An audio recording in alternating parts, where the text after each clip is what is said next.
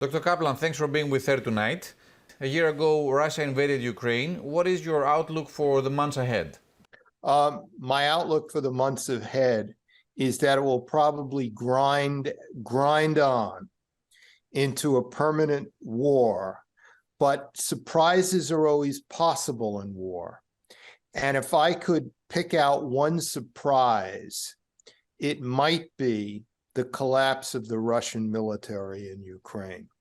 I say this is a surprise. This is not the base case scenario. You know, this is just like, you know, a low probability but high impact kind of event. And the reason I say that is because wars have a process. Abraham Lincoln went through several generals and staffs before he found the correct one in General Grant in 1863. President George W. Bush went through several generals until he found the correct one in David Petraeus in 2007 in Iraq.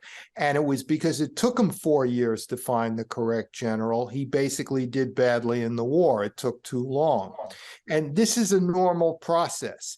Putin has the same team he had when he invaded Ukraine a year ago, the same failed generals. You know, it looked for a time like he was moving away from them. He brought in Sirovkin, but he exited out after 3 months, and now he's back to the same team that brought him failure. That, to me, means there's been no evolution in Russian military thinking, that it's just a matter of throwing bodies into the mix. Now, throwing bodies into the mix worked for Stalin in Stalingrad in 1942. Yes. But then the Russians were fighting for their homeland from an invader. And Putin, as ruthless as he is still not Stalin, you know? Mm-hmm. So I think if there's a chance for a surprise, the surprise would be some sort of collapse of the Russian position. Do you sense there is a loophole for Putin? Is there any chance that he might get out of something, out of a proposed peacemaking operation from the West in Ukraine?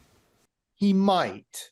Russia will survive the Ukraine war. The question is, will Putin survive it? If Putin were to lose Crimea, for example, or to be seriously threatened in Crimea, he would lose power and he would probably lose his life, because Crimea is not Eastern Ukraine. It has deep historical associations for the Russians with going back to Catherine the Great. So it's a matter of can Putin afford to make an armistice? You know, we'll call it an armistice, not peace, like in the Korean Peninsula in 1953. Russia can certainly afford it, but it's unclear that Putin could afford it. And another bad sign is not only that he has the same team fighting with him, they're fighting each other. You know, they've been blaming each other. That's always a bad sign. Is Europe in a position to accept Ukraine in the scheme? And what are the implications of such a move if Ukraine enters the EU? Well, those are big implications. Remember that the EU had a lot of difficulty absorbing Spain, Portugal, Greece, let's be honest, and certainly the Central European and some Balkan countries after the end of the Cold War. And Ukraine would be the Western Balkans over the last 20 years. Yeah. Right. Ukraine would be much, much harder. We're talking about 44 million people, weakly institutionalized, level of corruption, not as bad as Russia, but next in line, you know, when you look at the statistics. So, you know, Ukraine would be a drain on the EU. You know, the EU has been arguing we can't really pull in Serbia. We can't pull in this place. It's too ambitious. We can't make it work. Well, look at Ukraine. You know, look at war-battered 44 million people, weakly institutionalized Ukraine. This would change the nature of the EU. And as we know from corporate mergers, when businesses expand, they tend sometimes to become more superficial, less efficient. This happens in business, so it should happen with, it can happen with alliances as well. Now, what about Turkey and Erdogan? Do you see Tayyip Erdogan able to come back to power after the devastating events the earthquake caused in southern Turkey? The southern Turkey is not one of Turkey's prime financial economic centers. It's fairly underdeveloped and marginal, even by Turkish standards, essentially. Though Antakya has a great history, going back to Hadrian, who I believe found out he was going to be made emperor in what was then Antioch. And but where I'm not completely convinced that this is going to really hurt Erdogan. It might. There are all kinds of, how does the opposition respond to this? Does he declare martial law? Does he do something? We know that he will try anything to stay in power because he cannot afford to lose power. Because if he loses power, really loses power, unless he becomes like a defiant warlord type, he becomes liable for prosecution. So I think it's still unclear how the earthquake itself will add into the mix. His initial response looked weak, but maybe he will get his act together and go visiting there once every 2 weeks and meeting with refugees and whatnot. Mm-hmm. In a sense, do you think that Erdogan needs to pick sides after the Turkish elections on whether he wants Turkey to stay in the Western side? Or do you think that he will never move Turkey out of the Western road?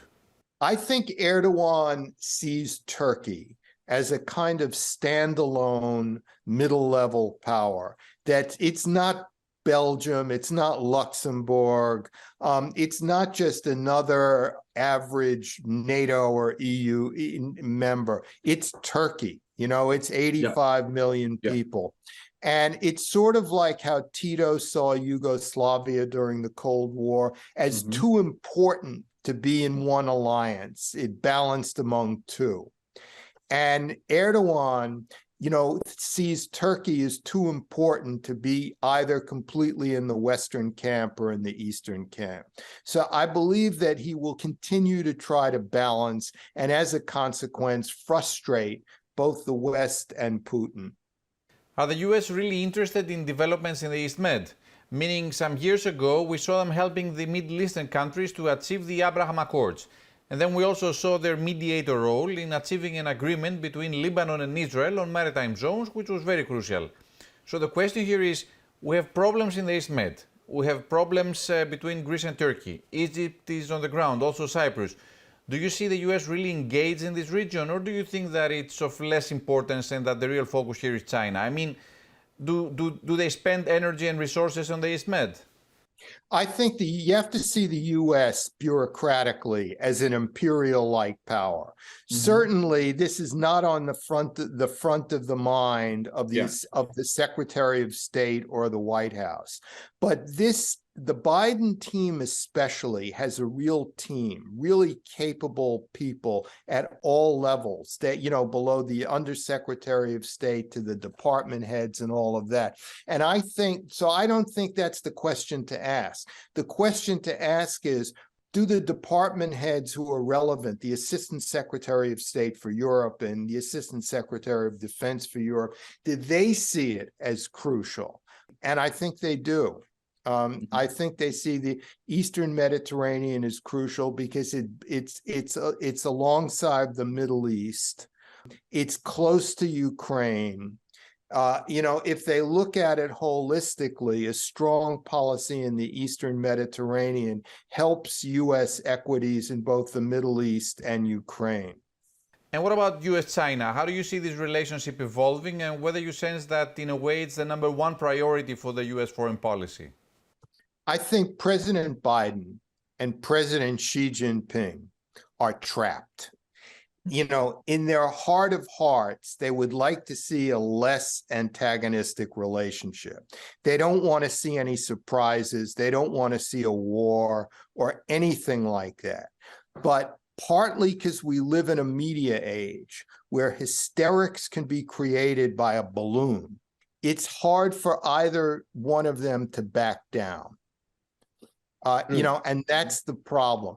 They each have both of their militaries are very hawkish. Now they can control their militaries, but only up to a point, and they cannot control the media and the public.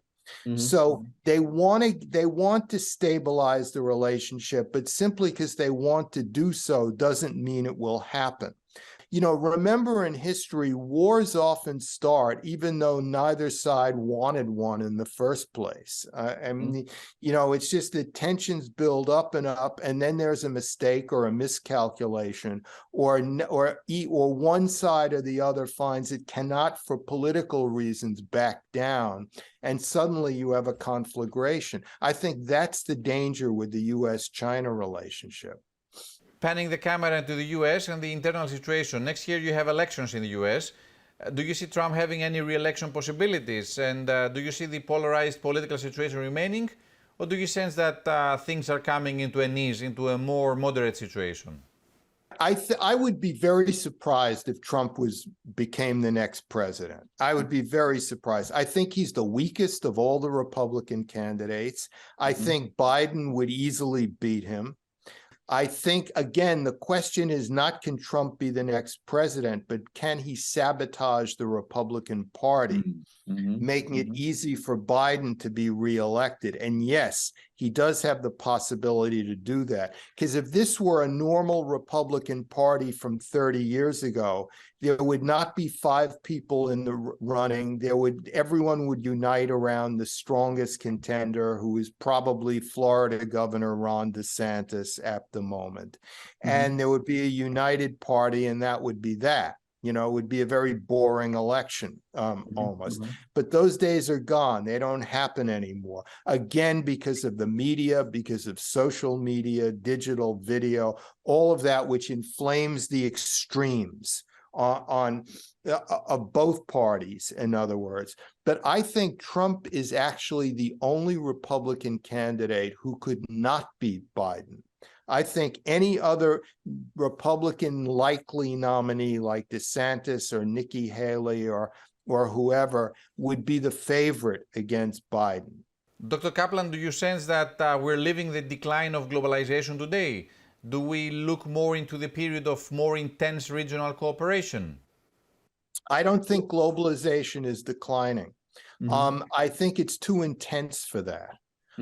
It's too inexorable. It's unstoppable because of technology. You know, the world is more crowded, anxious, claustrophobic than it's ever been before.